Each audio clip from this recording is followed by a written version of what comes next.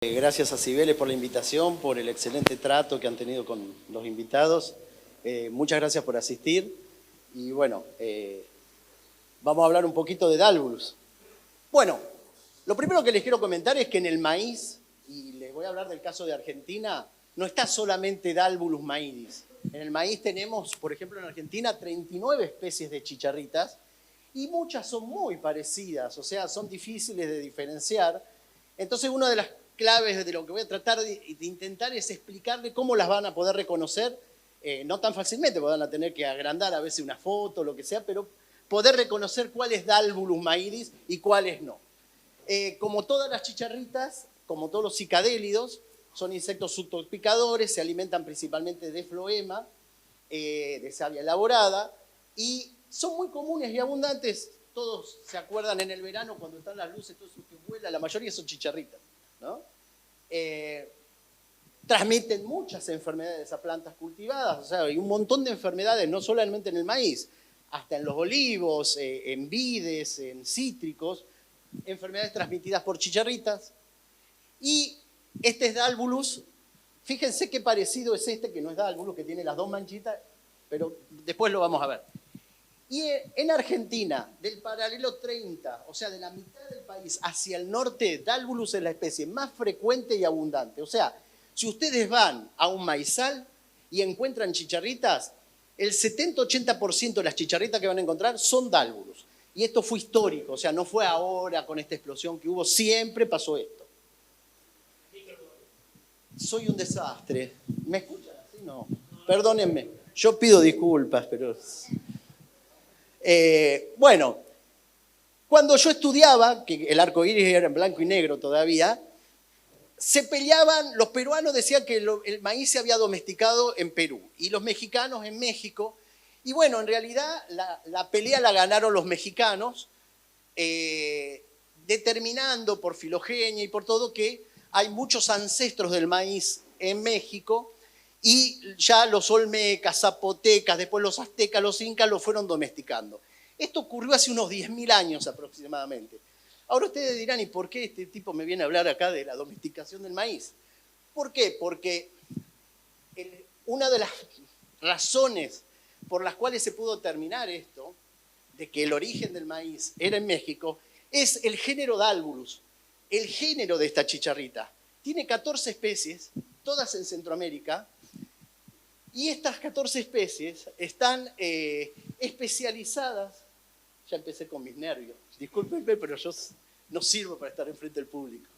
Ya me voy a tranquilizar. Están especializadas en el maíz y en sus ancestros. Entonces, esa fue una determinante para decir, ahí está el origen del maíz. Ahí está el maíz que se domesticó. Y en Dálvulus maídis, la especie maídis, es la que se especializó de ese género cuando se iba diversificando en distintas especies, se especializó en el maíz cultivado. O sea, se adaptó. Ustedes van a México ahora, pasan la red en los ancestros y encuentran Dálvulus helmus, Dálvulus quinquenotatus, y no encuentran casi Dálvulus maídis. Ahora, pasan la red en el maíz, está Dálvulus maídis. Entonces, lo primero que quiero que quede muy claro en la reunión, de esta charla, es que Dálvulus se originó con el maíz y coexiste desde hace más de 10.000 años, desde la domesticación con el maíz.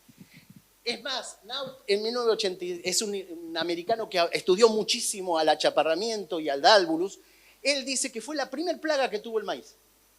Entonces, es un bicho que toda la vida se asoció al maíz, que a medida que el maíz fue llevado de una civilización nativa a otra, que se iban pasando las semillas, se fue expandiendo.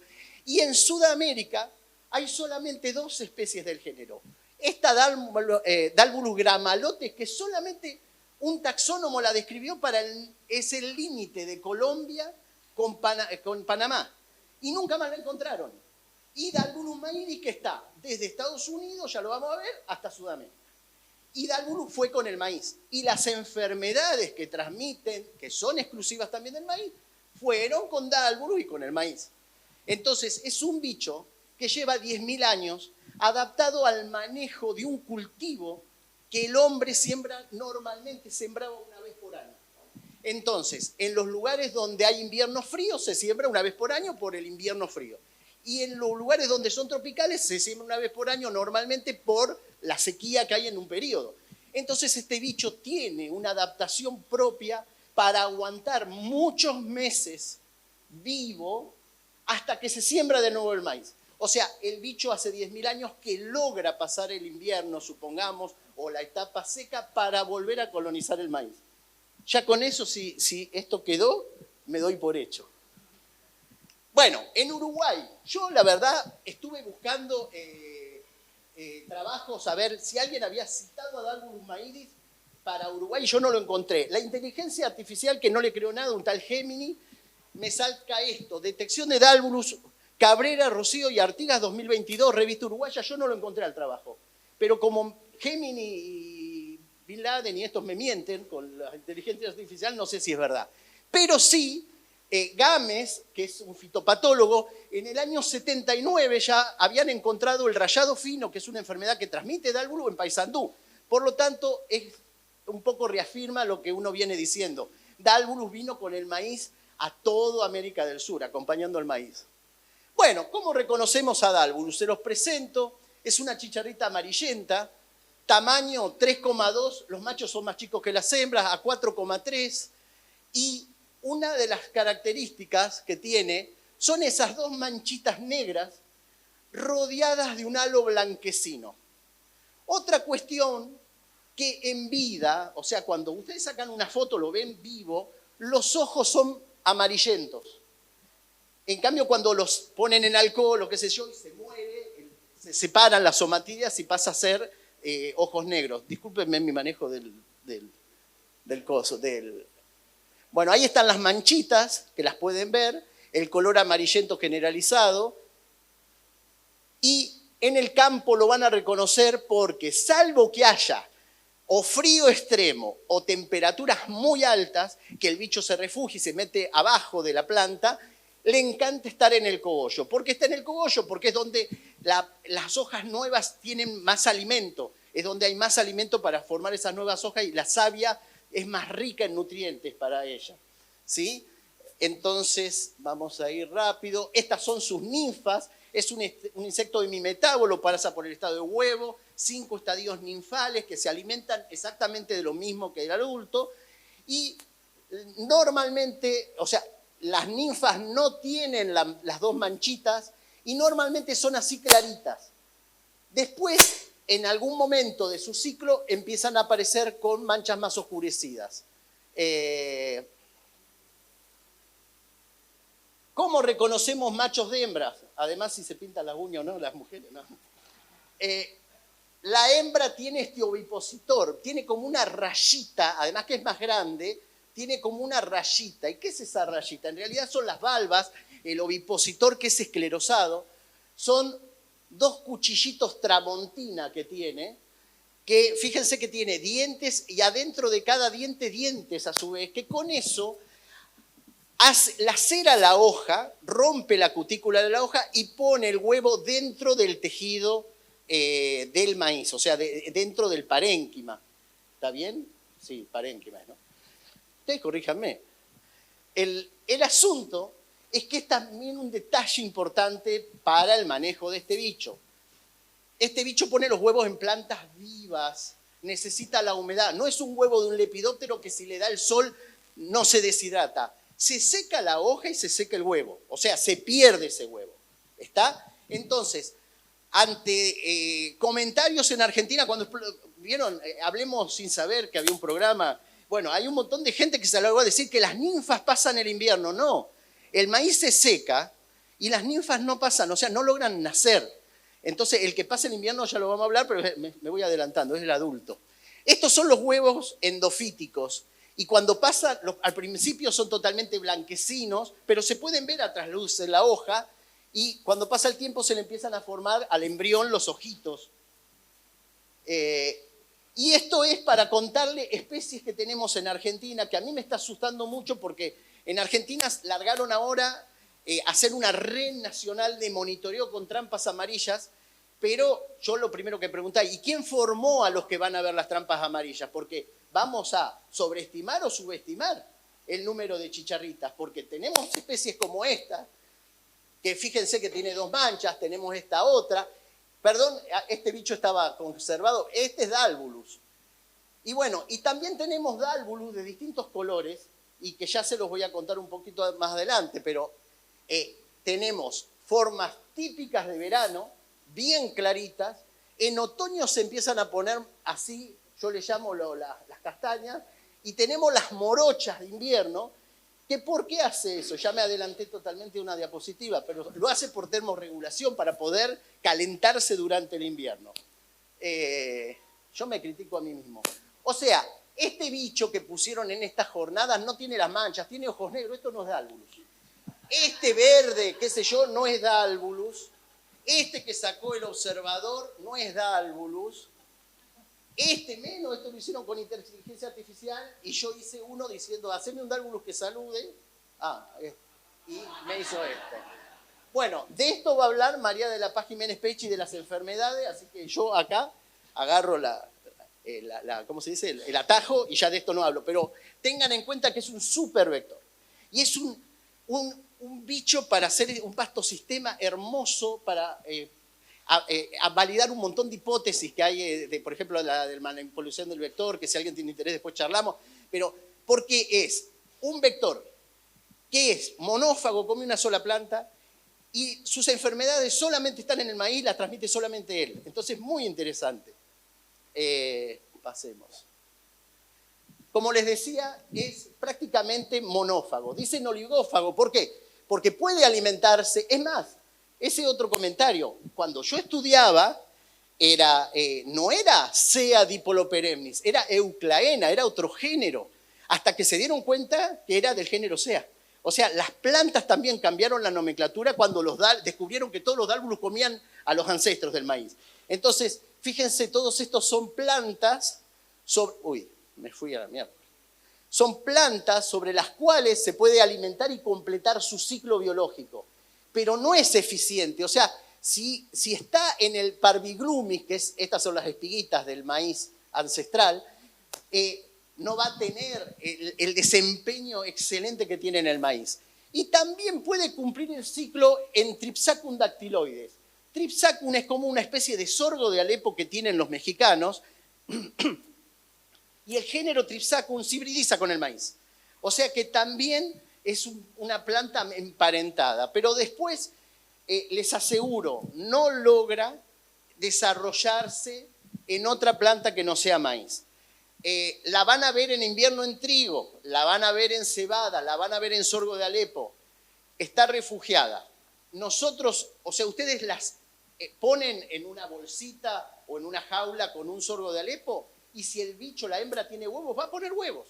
Y se los pone huevo en trigo, pone huevos en sorgo de Alepo, todo. Pero nacen las ninfas, y las ninfas no pasan al segundo estadio, no logran comer y desarrollarse. Así que no se asusten de que hay otros hospedantes para que coma el insecto. ¿Cuál es el ciclo de vida? Como les decía, pasa por adultos, huevos y ninfas. Avísenme cuando me falten los 10 minutos, ¿no? Porque si no, ahora ya se me fueron los nervios, ahora no me paran más. El asunto es que van a leer un montón de cosas. ¿Qué dura tanto, que pone tantos huevos, que esto y que el otro? La realidad es que es lógico. Si yo lo tengo en una planta, en una maceta mala, y las plantas son malas, el bicho va a poner menos huevo y su ciclo va a ser mucho más largo porque no tuvo los nutrientes suficientes. Si yo le pongo más temperatura o menos temperatura, el ciclo va a durar más o menos. Por eso esto que yo les pongo acá es una especie de resumen. Cuando tenemos los adultos, cuando tenemos los adultos que se encuentran, se proponen matrimonio, y después tienen un periodo de preoviposición las hembras, o sea, según la temperatura, entre 2 y 4 días no pone huevo hasta que maduran sus ovarios y empieza a fabricar huevos. Posteriormente, la longevidad media de estos insectos, la literatura habla de entre 26 días, que para mí es muy poco, yo les aseguro que viven mucho más, hasta 51 días promedio, que vive un adulto promedio. Estos adultos ponen huevos, Los huevos, como les dije, son endofíticos. La media es que cada hembra pone en su vida entre 450 y 550 huevos. Y lo importante, y quiero que le presten atención, el 80% de los huevos que pone nacen. De ahí nacen las ninfas, 5 estadios ninfales. Ese ciclo se cumplen de 16 a 28 días, pero miren esta. Más o menos el 70% de las ninfitas, que nacieron, llegan adultos. Entonces, el ciclo, si la temperatura es 30 grados, 31 grados, que le encanta al bicho, si las plantas están bien fertilizadas y todo, vos más o menos en 24 o 25 días podés tener que de los huevitos que te puso un bicho, volver a tener hembras que te están poniendo huevitos. O sea, vamos a redondear para la zona de ustedes, o sea, para Uruguay, yo calculo que el bicho hace una generación más o menos en 30, 35 días. O sea que si el maíz está 3 meses, ustedes pueden llegar a tener 2 generaciones y media que nacieron en ese mismo cultivo. ¿Sí? Depende de la temperatura, depende de muchos factores. Hace poco un brasilero, que no fue Matthews, fue a Argentina y expuso, la verdad yo no estuve en la charla, me pasaron la diapositiva, él decía, bueno, que a 10 grados puede tener una sola generación y se producen ese número de chicharritas. Y fíjense que dice que a 26 grados puede tener 6 generaciones y se producen 190 billones de chicharritas. Y cuando me dijeron, mirá, qué exagerado el brasilero, y yo empecé a hacer cálculos.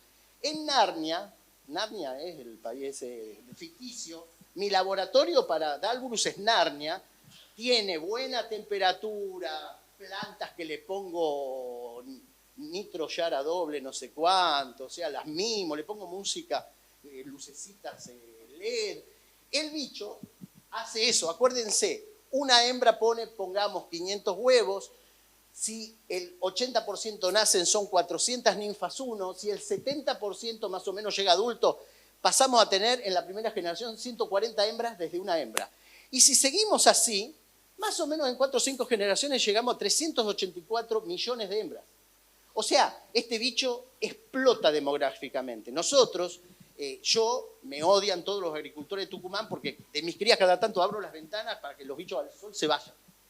Me mata todas las plantas, o sea, crece la población. Es un crecimiento poblacional exponencial. Realmente por eso es plaga, ¿sí? Pero no se asusten. No se asusten. Esto que les voy a mostrar es de mi zona, o sea, yo vivo en Tucumán, o sea, no vivo muy al norte, pero tampoco vivo en la zona núcleo. Y en Tucumán, este trabajo fue hecho en el año 2000, 2003, publicado en el 2003, más o menos esto es lo que pasa en el campo donde hay chacras, o sea, productores que tienen maíces para choclo y que siembran escalonado para tener siempre para vender en el mercado. O sea, no es un cultivo de grano duro para exportación. ¿Y qué vemos nosotros? Que ni bien sembrás en septiembre cuando hay un poco de humedad, en B1 ya o en la pluma ya te aparecen los bichos después del invierno. Y casi todo lo que te aparece son hembras, ya vamos a ver por qué. Y empieza a tener generaciones. Nosotros en Tucumán tenemos como mínimo 5 generaciones hasta mayo. En mayo las plantas se entregan, pero fíjense, casi todo el ciclo, la proporción de sexos es 1 a 1, y cuando empieza a llegar el otoño, ya tenés hasta 3 a 1, o sea, 3 hembras por cada macho. Ya vamos a hablar por qué esto. Y después teníamos 60, 90 días sin maíz, y según la cantidad de frío, si hubo mucha helada, menos helada, es la cantidad de bichos que vas a tener repoblándote la parcela cuando se siembre de nuevo. ¿Sí? Ahora, este es ese mismo trabajo, pero analizando fechas de siembra. Fíjense, esto es una fecha de fines de octubre, y la proporción es más o menos, estas son hembras, machos, o sea, machos, hembras. Si ustedes sacan es 1 a 1, mucho antes que la planta se entregue, este es cuando que está seca ya la planta, cuando empieza el periodo vegetativo y las fechas de siembra son tempranas, el bicho se va. El bicho sabe que va a encontrar otro maíz. Abandona el cultivo, no se queda casi cuando está reproductivo. Ahora, cuando son fechas tardías, fechas de mediados de febrero, miren dónde se secaron las plantas. O sea, siguen quedándose y casi todas son hembras. Pero el bicho sabe que ¿por qué va a migrar si no va a encontrar cultivos nuevos? Porque él es como que huele que cerca hay parcelas más chicas en un estado fenológico menor. Entonces normalmente abandona el cultivo cuando son fechas tempranas, pero en las siembras tardías, en otoño, se queda. Y después pasa el invierno en esa zona, ¿sí? Entonces, para que no se asusten con las cifras que yo le di, que crecía como exponencialmente, miren lo que pasa.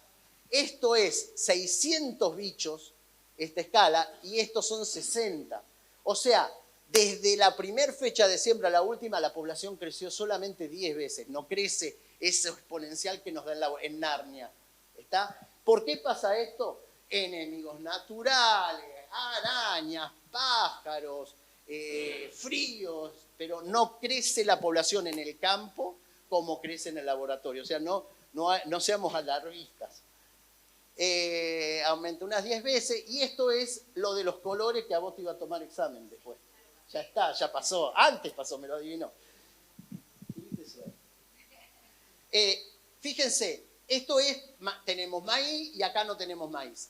Esto es lo que pasa con el color del bicho en Tucumán, sacándole las alas, va cambiando de color y era lo que le decía. Aunque no me crean, yo tengo que cambiar esta foto porque todas las charlas pierdo mitad de la charla explicando que este bicho es más grande que este, pero no. Este bicho está conservado en alcohol y se me encogió.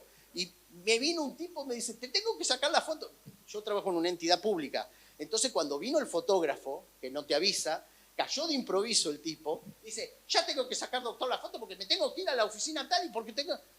Y digo, pará, que busco los bichos, yo cortándole las alas, todo, y los únicos que encontré, estos están conservados en formol y este en alcohol, entonces parece más chico, pero si ustedes miden la cabeza, el tamaño de la cabeza es más o menos el mismo, es más grande.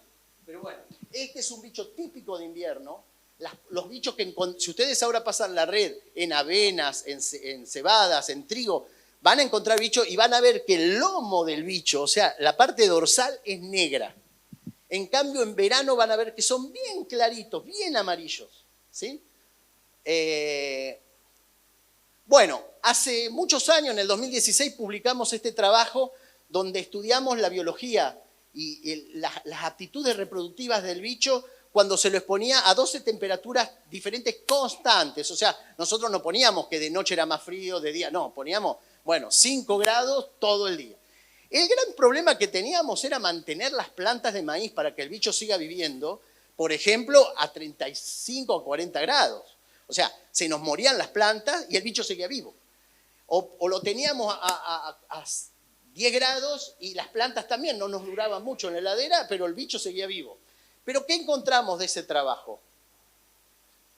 Que la temperatura sí afecta la fecundidad y la viabilidad de los huevos. O sea, cuando más baja la temperatura, por debajo de los 17 grados, prácticamente pone muy pocos huevos. Y esos huevos no es que se mueren, pero no desarrollan. O sea, hasta que no haya buena temperatura no se desarrollan. Nosotros no pudimos, como teníamos que mantener una temperatura constante, se nos secaba el maíz, supongamos a 9 grados, se nos terminaba muriendo la planta de maíz, el huevo seguía ahí, pero no avanzaba. Bueno, y fíjense entonces que tampoco la temperatura afecta la proporción de sexos. Entonces eso que veíamos en el campo, que al final del cultivo teníamos 3-1 de hembras, debe estar dado por fotoperíodo, por algo, pero no por la temperatura del otoño. Porque vos le cambiás la temperatura y en laboratorio no cambia la proporción de sexos, pero en el campo sí. Entonces, la mayor limitante para la presencia de este bicho es que haya maíz. En América, el doctor Nau estuvo en Perú, 3.200 metros de altura, encontró un maizal, estaba Dalurus. O sea, está donde está el maíz. Se puede dar el maíz, se desarrolla el maíz, el bicho va a estar. No tiene limitantes de temperatura. En base a ese, o sea, y a otros trabajos de muestreo, bueno, esta es la distribución de Dalurus. En rojo está donde habitualmente ustedes van a ir al campo y van a encontrar poblaciones siempre. Y en verde es donde el bicho es ocasionalmente, se dan las condiciones y avanza en ellos no tienen un límite y dicen hasta acá llego, sino que se dan las condiciones, avanza y se retrae la población. Si hacemos en Argentina más o menos una división, tenemos una zona tropical que hay maíz todo el año y el bicho está todo el año.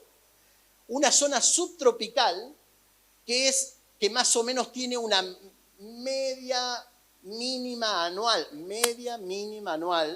de entre 15 y 16 grados, donde todos los inviernos el bicho no está, pero está refugiado, y porque no hay maíz, pero aparece ni bien se siembra. Una zona de transición y una zona ocasional. La zona ocasional es donde es difícil encontrarlo. Y hay años, se lo encuentra tarde en el verano, cuando llega tarde y lo podés detectar con la RE o lo que sea, cuando sus poblaciones crecieron. Y la zona esta de transición, según las heladas, según el frío, se comporta como subtropical o se comporta como ocasional. Ustedes estarían, para mí, en lo que sería una zona de transición. Normalmente, quién sabe, no pasa el invierno acá, o no logra pasar toda la población el invierno, pero si un invierno muy cálido es probable que los bichos sobrevivan. ¿Está? Bueno, pasan el invierno como adultos activos. Adultos activos, no hay quiescencia, no hay dormancia. El bicho está refugiado, el bicho busca activamente lugares más cálidos. Si hay una helada, busca y se mete en el barbecho, en el medio de la mata de sorgo de Alepo para refugiarse, pero el bicho está ahí. Las que más pasan el invierno son las hembras, son las más grandes, juntan mucha... ¡Oh, la miércoles! Me falta la mitad. ¡Qué bárbaro, che!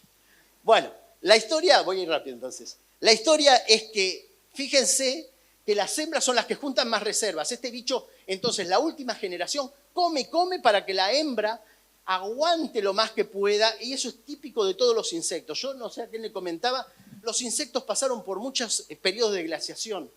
Tienen toda la fisiología adaptada para poder pasar el invierno. No es tan extraño.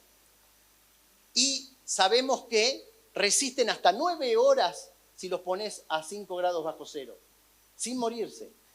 Y tienen la habilidad de sobrevivir muchos meses, ¿sí? Más de 75 días es lo que está registrado por papers, entre 9 y 17 grados sin comer. O sea, no necesita comer. El simple hecho, logra estar, 3 meses fácil puede pasar sin comer, que no se va a morir. Y lo peor es que se sabe que cuando la chicharrita está enferma y es portadora de la enfermedad, resiste mejor la baja temperatura y la forma, porque es como que el patógeno hace un mutualismo con el vector diciendo, che, mirá que a mí me tenés que transmitir, aguantá, yo te ayudo. Entonces le cambia la fisiología para que el bicho aguante más todavía cuando están enfermos.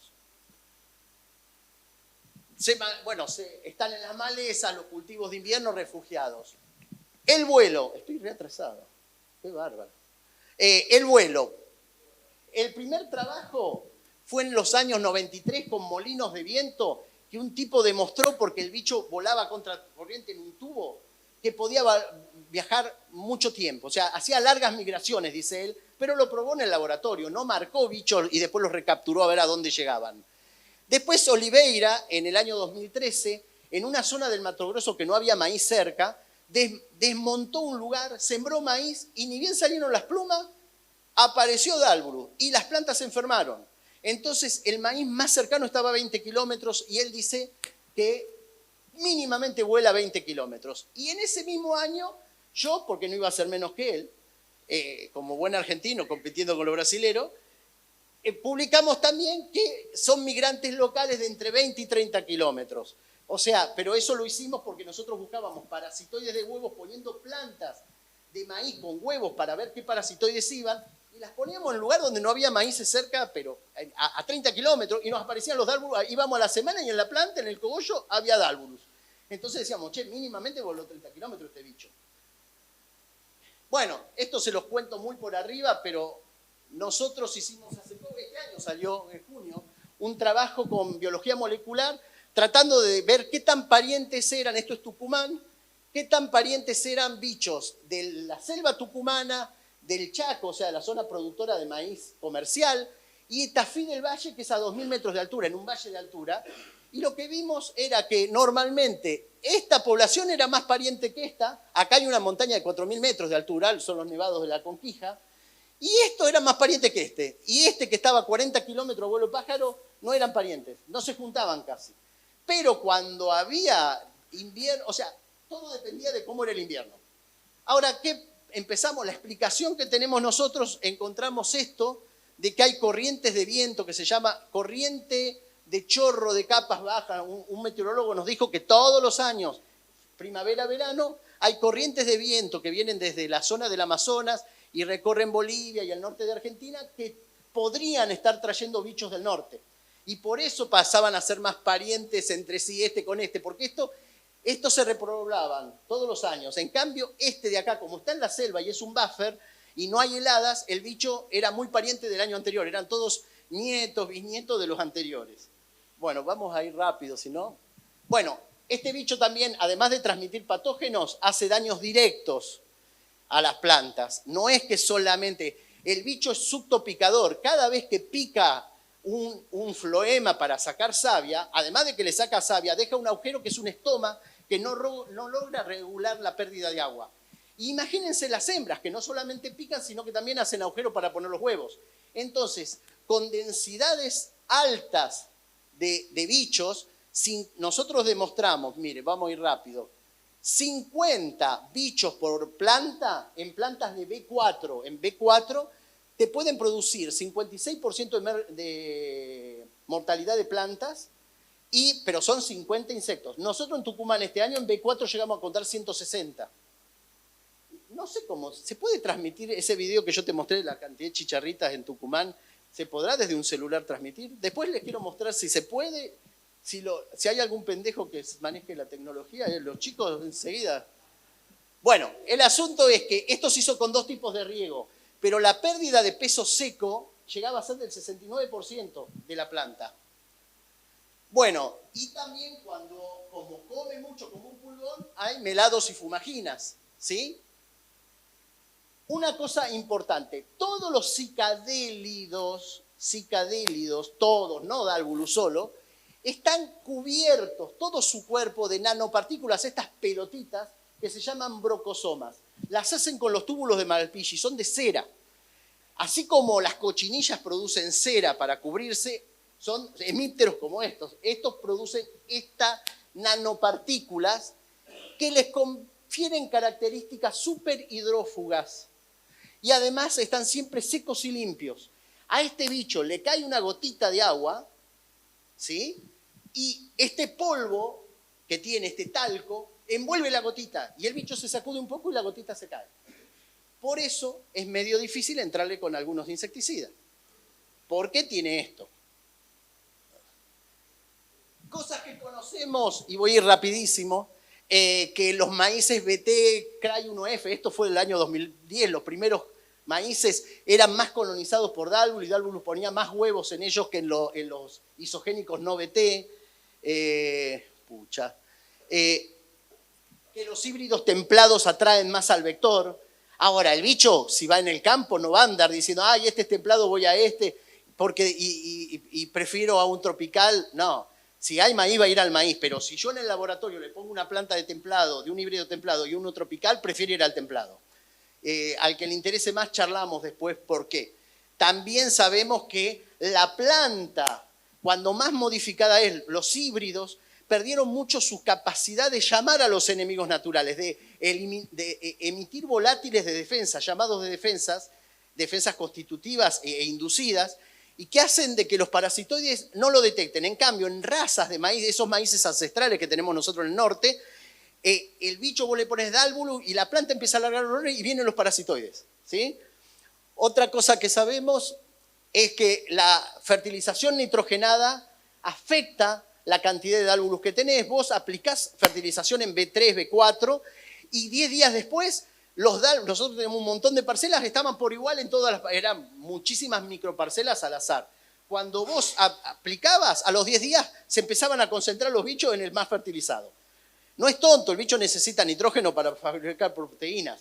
Ahora, El asunto es el siguiente, que nosotros lo que vimos era que nos parecía que esas plantas más fertilizadas no estaban casi enfermas, este trabajo está María de la Paz, analizaron y estaban tan enfermas como las de 100 kilos por hectárea, por ejemplo, la de 300, pero no se veían los síntomas.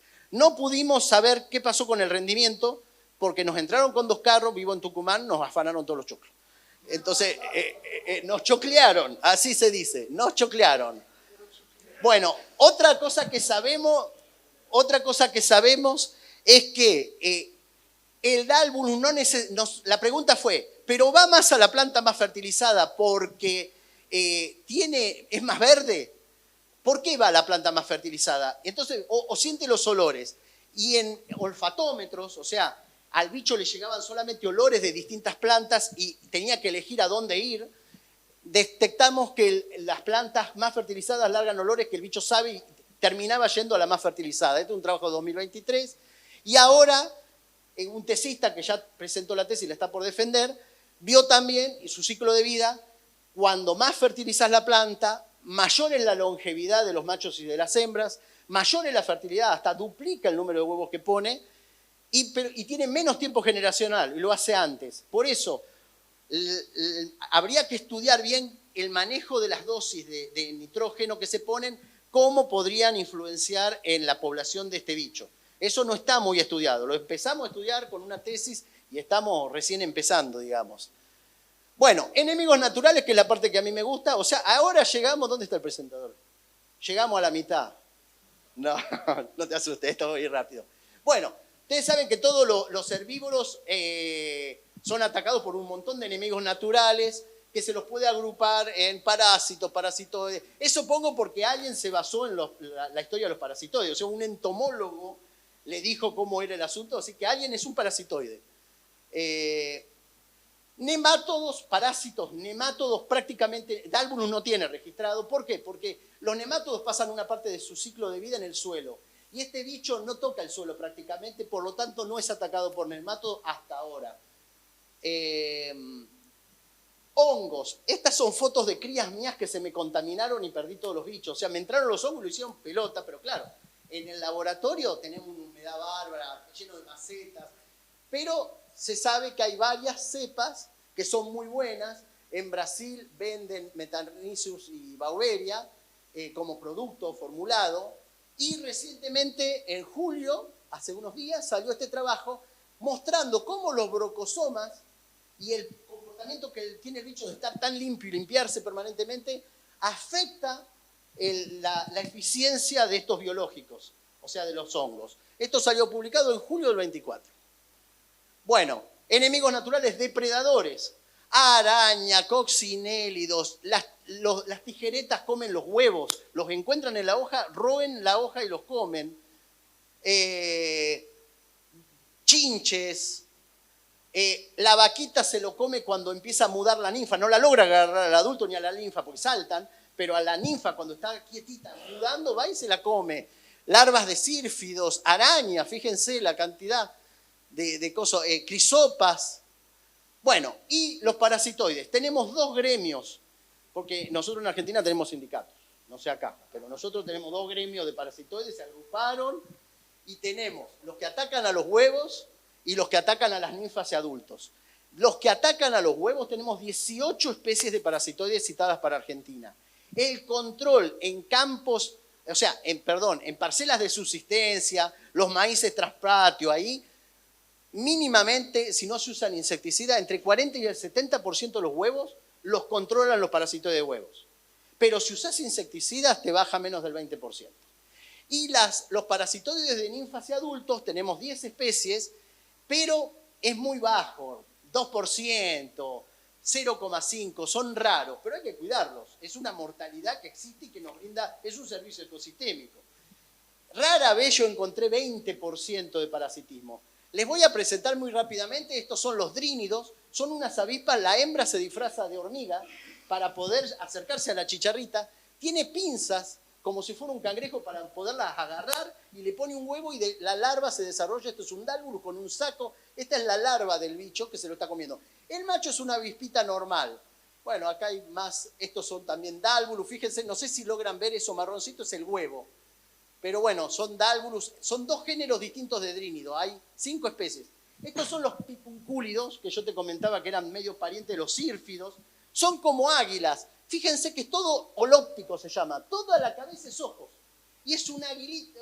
Acá tienen el halconcito blanco que se para y de repente se larga. Bueno, este bicho hace lo mismo. Arriba del maíz sobrevuela. Tiene uñas, miren, uñas grandísimas y es ovipositor la hembra. ¿Y qué hace? Agarra una ninfa de Dalburus, porque ataca ninfas nada más, y en vuelo le pone un huevo y la larga.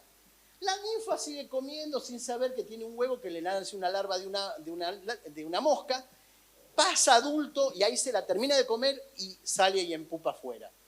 Pero yo para que sepan que existen estos bichos que hay que cuidarlos, ¿no? Bueno, hay, fíjense, 4 especies en Argentina de pipuncúlido. Hay estresípteros también, pero bueno. Y estos son mayormente los parasitoides de huevos. Huevo sano, que como les dije, blanquecino, con asumo el ojito del embrión, y cuando están parasitados cambian de color, a negros o a rojos según sean tricogramátidos o mimáridos. Bueno, perdón, eso sí les voy a decir. Lo anterior es importante. Si la chicharrita tarda un mes, los parásitos de huevo tardan 15 días su ciclo. O sea que vos por cada generación de chicharrita tenés 2 generaciones de parasitoides de huevos. Bueno, entonces es una plaga compleja, ciclo de vida corto, muy alto potencial reproductivo. Esto es un repaso. Alta movilidad y poder de dispersión.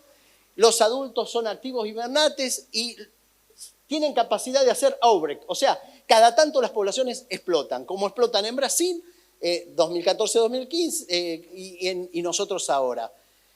¿Qué es lo que yo, y ahí ya termino, no se asusten, ya me voy. ¿Qué es lo que creo que pasó en Argentina? Pero es mi opinión y la vamos a pelear con la doctora Jiménez Pecci, que nos encanta pelearnos. 30 años o más nos conocemos. Miren, esto fue una noticia del 2022. En Argentina se duplicó la superficie sembrada de maíz, sobre todo en el norte de Argentina. Ahí redondeé las provincias y más o menos los picos en los últimos 10 años, si es un pico máximo. Jujuy, por ejemplo, el año pasado fue el máximo de área sembrada. Entonces, ¿qué pasó un poco en Argentina? Nosotros, históricamente, esto es el antes, ¿no? Nosotros teníamos humedad en noviembre, diciembre, les estoy hablando del norte de Argentina.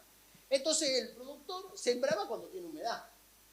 ¿Y qué pasa? Sembraba maíces tropicales y teníamos noviembre, diciembre, enero, febrero, marzo, a lo sumo en abril teníamos todavía algún maíz verde.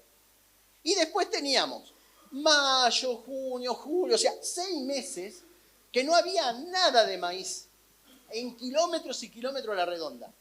¿Qué cambió? Cambió que ahora se llevaron los templados hacia el norte, se llenó de pivot central para producir también semillas. Entonces, nosotros la semana pasada, en Tucumán, con el despelote que hubo el año pasado, se sembraron 2.000 hectáreas de maíz en pivot central. Entonces, ahora nosotros lo que tenemos es, agosto, tenemos 2 meses nada más. Entonces, la historia es esta, mi impresión de qué es lo que pasa normalmente con esta plaga. Este bicho se cría y la última generación come, porque todos los bichos que tienen que pasar un momento hibernar o migrar, la mariposa monarca, por ejemplo, está documentado para muchos insectos, come y busca reservas.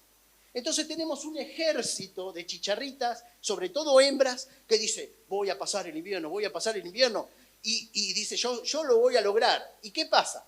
En todo este tiempo, acá sobreviven casi todas, pero de repente viene una helada y chao, las que eran media tuerta, la renga, esas van quedando y van cayendo, se la encuentra un pájaro, la encuentra una araña, se la come un depredador. Entonces, ese ejército iba siendo diezmado. Además se les iban quedando sin reservas. Entonces normalmente, si hay un vacío de cultivo, normalmente te llegan pocos bichos al final. Pero si nosotros tenemos esta situación, ¿sí? Ahora, agravado a esto, estas son las anomalías climáticas de...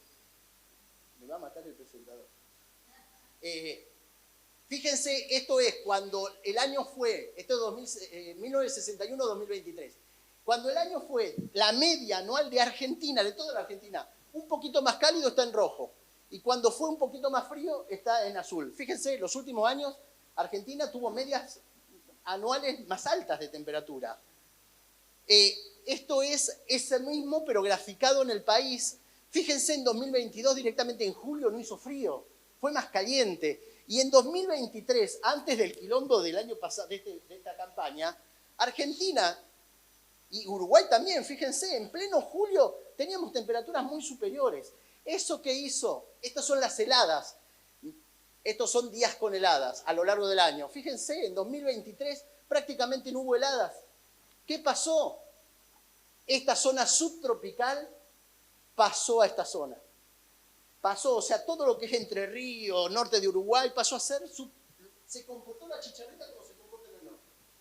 Y bueno, creo que con eso es todo. Si alguien quiere tomar, es un link de un librito sobre la biología del bicho que está mucho mejor explicado, por mí también, pero bueno, pero con más tiempo. Lo pueden descargar gratis de internet. Así que el que lo puede tomar, y bueno, y muchas gracias. Después me harán preguntas.